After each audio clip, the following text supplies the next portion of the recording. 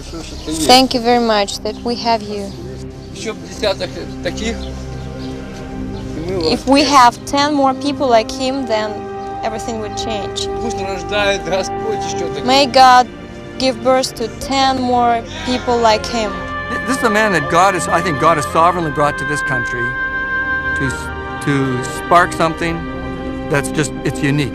It's never happened before. I don't think we've ever seen anything like it in this country before, maybe in Europe before. He knew something. Maybe the other people didn't know.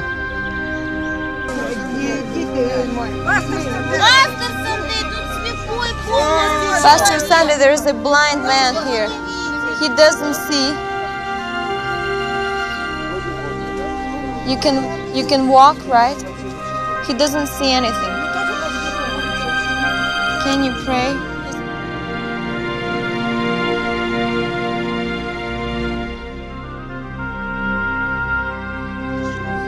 Start to see what you could not see before. Sunday Adelaja is regarded as one of the youngest and most effective church leaders in the world. His church in Kyiv, the Ukraine, counts over 20,000 believers. Ex-communists, criminals, drug addicts, and top business people attend his church. At present, Adelaja's church has started over 30 rehabilitation centers for alcohol and drug addicts and feed over 2,000 homeless people a day. Before he reached his present success, he first had to overcome several obstacles and endure many conflicts. Who is Sunday Adelaja, and why did he succeed where others didn't even dare to try?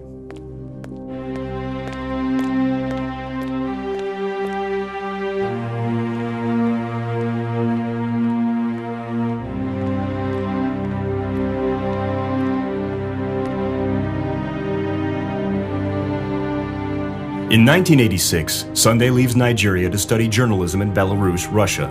In those days, the Russians weren't very accustomed to seeing African people.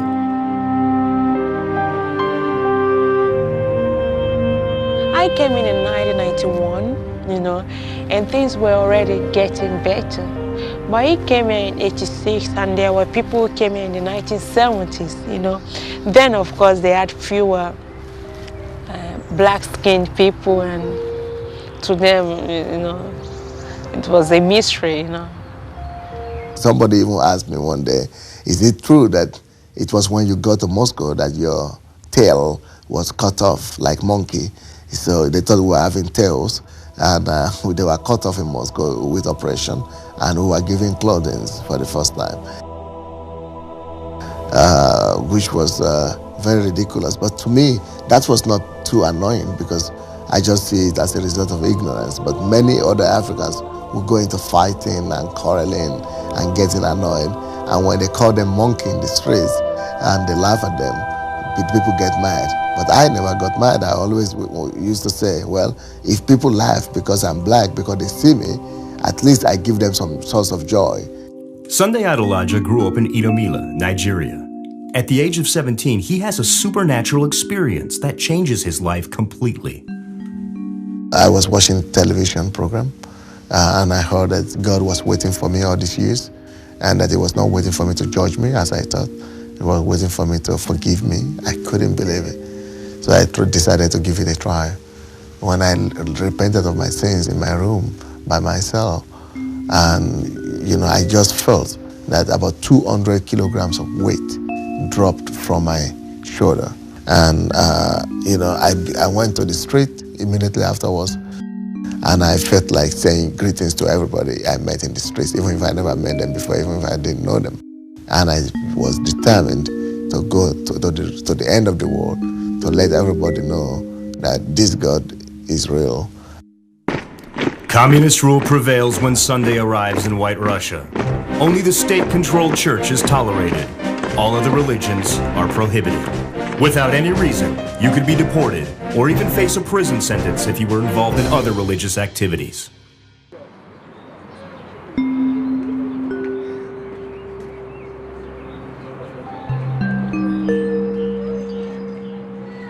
Because Nigerian government provides scholarships for people who are finishing high school. So I applied for Nigerian scholarship, So they will tell you to choose any country, 3 countries of the world. And one of the countries I chose was Russia.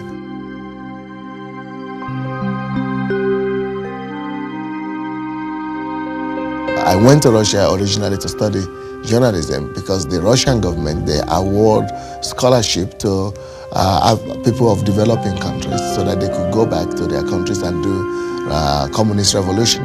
So the communist people wanted me to go to Russia, study communism, and go back to Africa to do socialist revolution or communist revolution. But God overturned their plan. This was an extremely difficult period in Sunday's life. When Sunday's religious activities came under the attention of his fellow students, they warned him by saying, "You'd better hide your Bible at the bottom of your suitcase and only remove it once you're back in Nigeria. God does not exist here. You are putting yourself at unnecessary risk."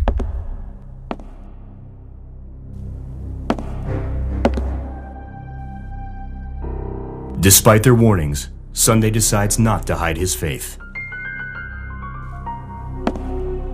I had put the picture of Jesus, the portrait of Jesus, just over my bed.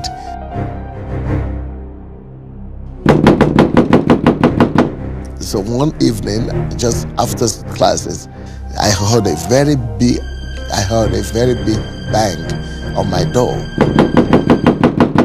And people were knocking so hard as if they were kicking the door with their legs. And when I opened the door, and I just saw 4 men and 1 woman who was our curator, our dean, and the secretary to the Communist Party, my roommate, and 1 other man, I think, from the KGB. So they came in and they were pointing at the picture of Jesus, and they were saying, "What is this?" I said, "Oh, don't you know what is this? Who is this? This is not what, this is the who. This is the picture of Jesus." They said, "Well, we don't care. We don't want to know what that is, but we just want to tell you should remove it. If you don't remove it, you will be liable to punishment and penalty by our law." Start. Because religious propaganda is punishable by law, and you could go to prison. It's Article number 35. They told me. So that was what actually happened. My roommate had been writing some secret dossier on me, which made the Communist Party to come. So as I was really frustrated and very angry that they would not allow me to practice my faith, I could hear God say that, well, this is only the picture. If they would remove it from the wall, don't allow them to remove him from your heart.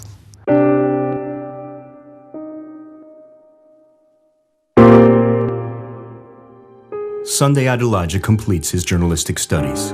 The Berlin Wall falls, and communism in the Soviet Union is officially abdicated. Sunday begins to travel, speaking openly about the gospel.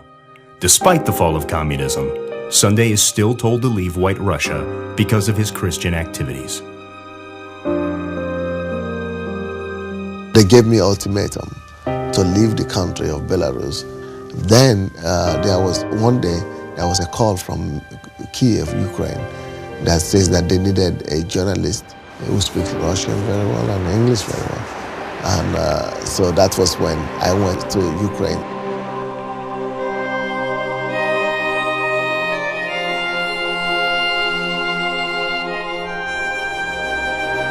We are in Kiev, the capital city of Ukraine, which is the new independent country. It used to be part of the former Soviet Union. It used to be in the communist system. And now freedom has come from communism after the system collapsed and the Iron Curtain came down in 1990. So Ukraine has been an independent country. And right now, the country is trying to pick up and go to a market economy and also to build democracy.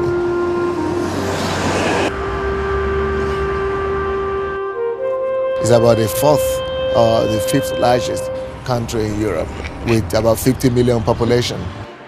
So it's a country to look up to.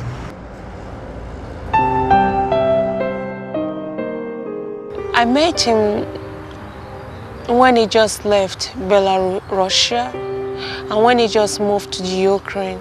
And in Ukraine then, it was very unpopular. It was just starting. It was not very established. He was having a television program. And when he proposed to me and when we decided to get married, then it was at the stage when God was telling him to start the Bible studies and when God was giving him the vision to start a church. We give you adoration. I started to feel that God was telling me that the main reason He brought me to Belarus, from Belarus to Ukraine, was not just to be a journalist, and that the greatest need of the Soviet people at that stage was not in journalists or in journalism, but it was mainly in bringing the good news to them. I didn't want to marry a pastor, you know. I didn't want to marry a pastor. I just don't know why. I wanted to marry a businessman. I didn't want to be a minister myself, and I didn't want to marry a pastor. I want to have a normal home, you know. I don't want to have a religious home. I don't want to have close dealings with church. I told him blankly that I was not interested in a pastor, you know. I wanted a good life. I wanted a normal life. I wanted a normal husband, you know. I didn't want a religious husband. The lies that His lips have spoken, and your blood will clean him. So I began to pray, and I decided to fast and pray intensively for some time. And it lasted for 3 months because I was asking many questions from God. I really wanted to be sure that He was the one asking me this time to begin this church. I was praying all night one day. I could hear His voice clearly. That He said I should start a church, and He wants to start a church through me that will become a mega church.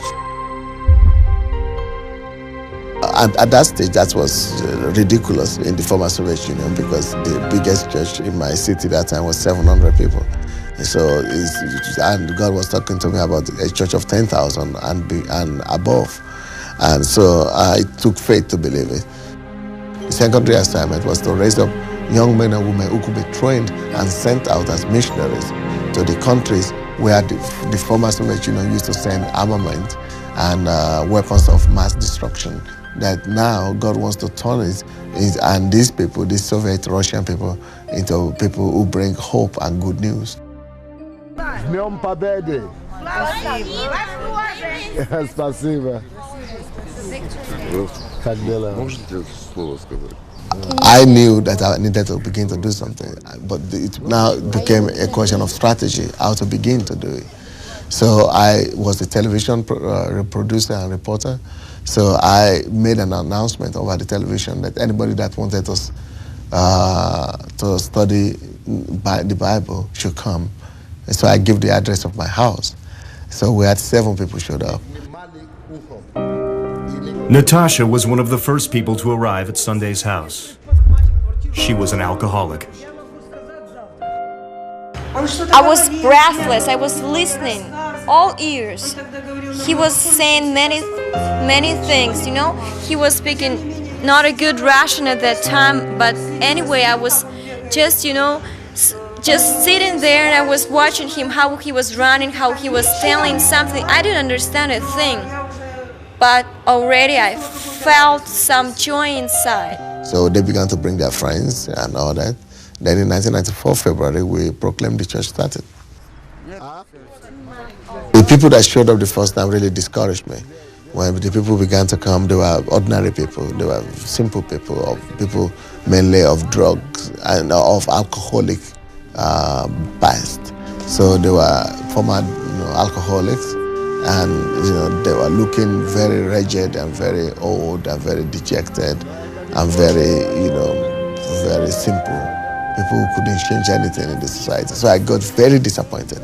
And I said, my God, you said people will come. I thought normal people would come. I thought teachers would come, or students would come, or doctors would come, or just normal people would come. And personally, I never noticed alcoholics in the street. I never knew they were there, or drug addicts. I never noticed them. But here they were coming to me, and I didn't know what to do with them.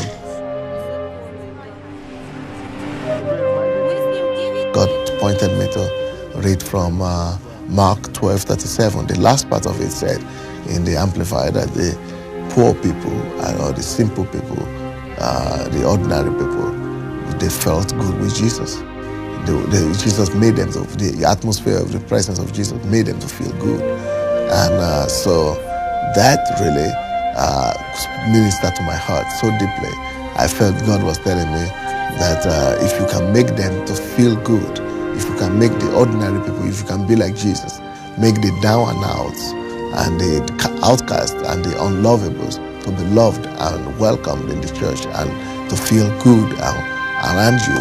If I can trust you with them, just like I will take care of them, if you can really take care of them, then you'll see that I will be able to trust you with the elite, with the rich, with the powerful of the society.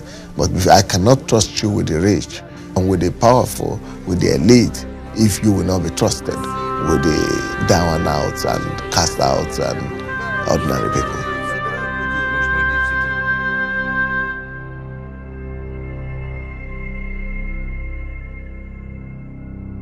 Pastor Albert means.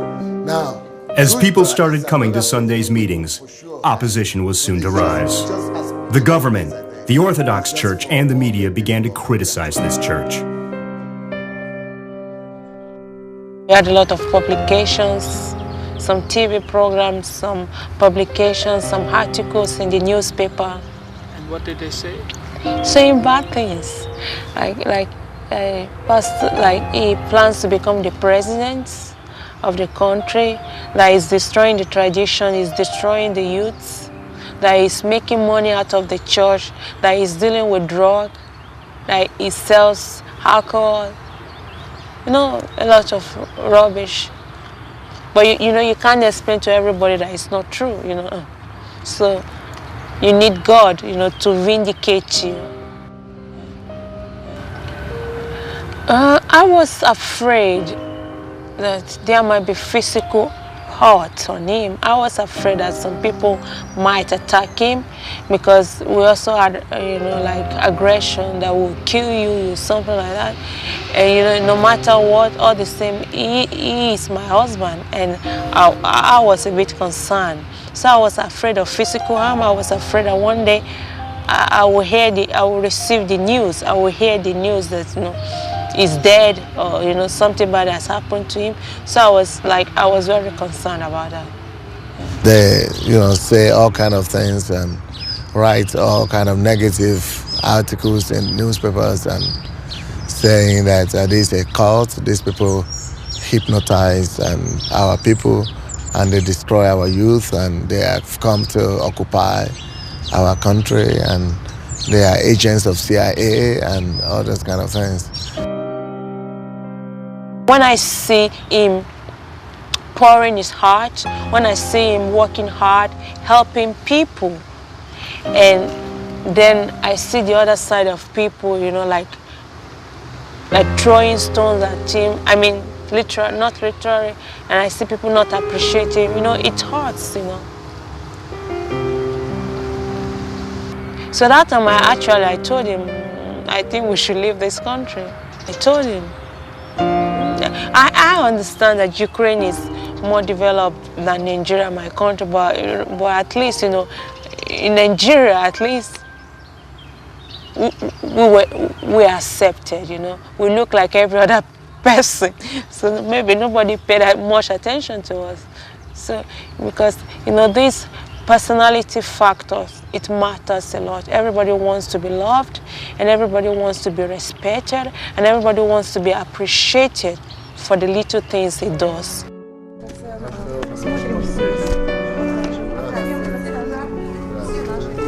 In spite of all the opposition suffered by Sunday and his wife, they decide not to return to Nigeria, but to remain in the Ukraine. Their decision to stay is not in vain. The church begins to grow, and several projects are launched. Sunday helps homeless people find a new place in society. He pays a visit to one of his first projects, a rehabilitation center for the drug and alcohol addicted. Dimanche is one of the young men admitted to the rehabilitation center. He was previously admitted to several other clinics. I would use drugs for 5.5 years. I would go under treatment. You know, they teach there how to be set free, but I didn't know how to live without drugs. But here what I liked is that they're teaching how to live without drugs. I really wanted to commit suicide. And as I cried out to God, I said, Lord, if you are there, stop this. So the same day, these people, they just took me, and I liked this atmosphere. They love me the way I am. Just people coming to church, getting saved. We pray for them. We discover that people get delivered by the power of God. But then they need to be restored to normal society. They need to be taught how to behave. They need to be taught how to be strong, how to hold on without the addiction they are used to. And then we discover we will need to have some program written out for them. So because Pastor Natasha used to drink for 30 years, so she wrote out on the basis of the Bible the program, and which we decided to use, and it's been effective. Natasha, under the leadership of Sunday, now runs more than 30 different rehabilitation centers. We pay a visit to another center that started out of Sunday's church, situated in the forest outside of Kiev. The young men that have been admitted live on the premises and have previously tried different methods of rehabilitation. What do you tell them, Pastor Sunday, when they say, I can't? I tell them, don't even try. Because if you try to be free and to set yourself free, you can't, of course. There's no way you can. Nobody can himself. So you don't even need to try. What I tell them is that stop trying. When you stop to try and you begin to depend on God and just tell God, I cannot do it. You set me free. If you are God, you are interested in me, I want to be set free, but I cannot set myself free. Set me free, Lord. He will just do it so easily that you will not even need to struggle. That's why he said it's easy, because it's easy when God does it. That's a different mentality. That's a different strategy. We don't even mention drugs again in the program to them. We just teach them to love Jesus.